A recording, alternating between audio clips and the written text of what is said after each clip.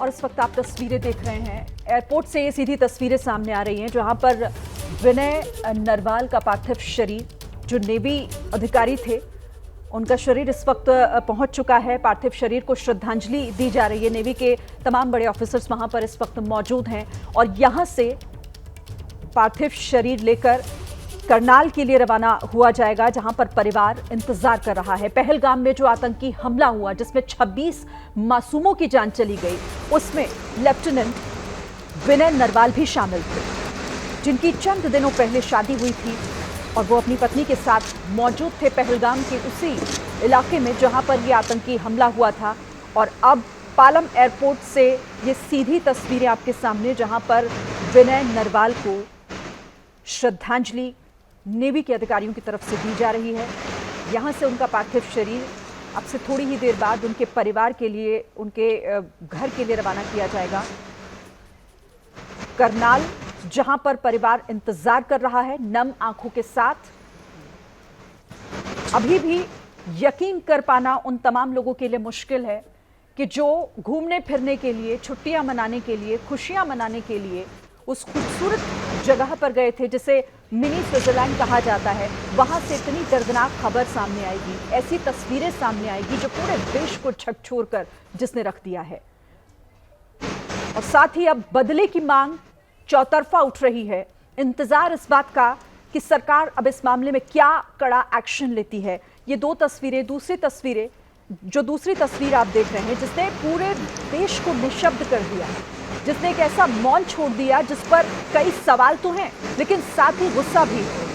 और दूसरी तस्वीर में आप देख रहे हैं पालम एयरपोर्ट पर अब से थोड़ी ही देर पहले विनय नरवाल, लेफ्टिनेंट विनय नरवाल का पार्थिव शरीर पहुंचा है।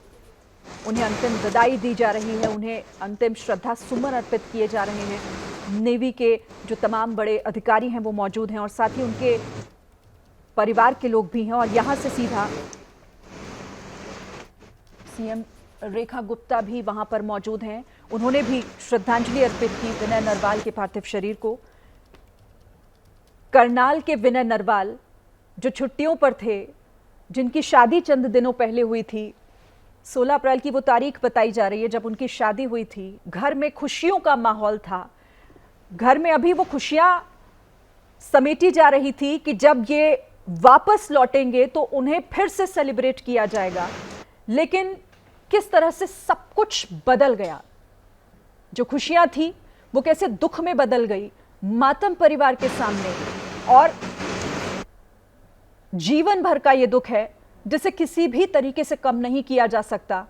लेकिन हां, अब उस एक्शन का इंतजार किया जा रहा है। देखिए, दूसरी तस्वीर हम आपको दिखा रहे हैं। 16 अप्रैल यही वो तारीख थी जब विनय नरवाल की शादी हुई थी और उसके बाद वो हनीमून के लिए कश्मीर गए हुए थे, घाटी गए हुए थे। उस पहलगाम का रुख उन्होंने किया था जिसे मिनी स्विट्जरलैंड के तौर पर जाना जाता है, जहां की खूबसूरत वादियों में वो चंद खुशी के पल अपनी पत्नी के साथ यादों के तौर पर संजोना चाहते थे। उसके बाद उन्हें वापस अपने काम पर भी, अपनी ड्यूटी पर भी लौटना था, लेकिन सब कुछ धरा का धरा रह गया। वो कायर आतंकी आए, बिना अपना चेहरा दिखाए सीने पर जिस तरीके से ये वार करके वहां से भाग निकले। ये देखिए आप, परिवार के कुछ लोग भी इसमें दिखाई दे रहे हैं, जिनके सामने ये दुखों का पहाड़ है। कुछ भी कहना, कोई भी शब्द छोटा है इनके दुख के आगे, उसे कम नहीं किया जा सकता। लेकिन हौसला इनका बढ़ाया जा रहा है। पूरे देश में जिस तरीके से विरोध प्रदर्शन हो रहे हैं, एकजुट है पूरा देश इस आतंकी हमले के बाद, आतंकियों की इस बर्बरता के बाद। यह समय है जब ढांढस इन परिवारों को बंधाया जा रहा है। देखिए, मुख्यमंत्री रेखा गुप्ता भी इस वक्त दिखाई दे रही हैं और परिवार के वो लोग जिन्हें यकीन नहीं था कि ऐसा कुछ होगा। जो कपल लौटने वाला था खुशियों के साथ, जिनके साथ अभी बहुत सारे ऐसे मोमेंट्स बनाने थे, यादें जिनके साथ बनानी थी, लेकिन अब ये ऐसी यादें हैं जो जीवन भर झकझोरेंगी, जो दिलों में शूल की तरह चुभेंगी।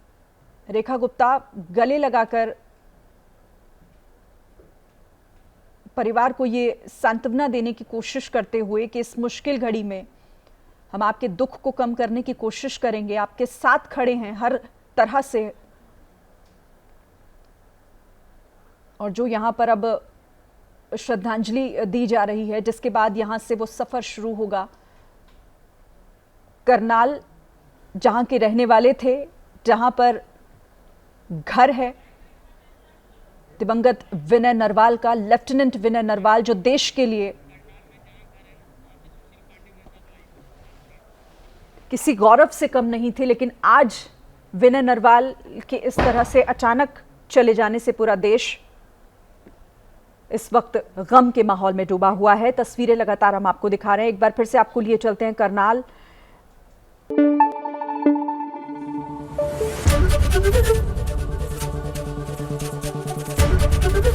एबीपी न्यूज आपको रखे आगे।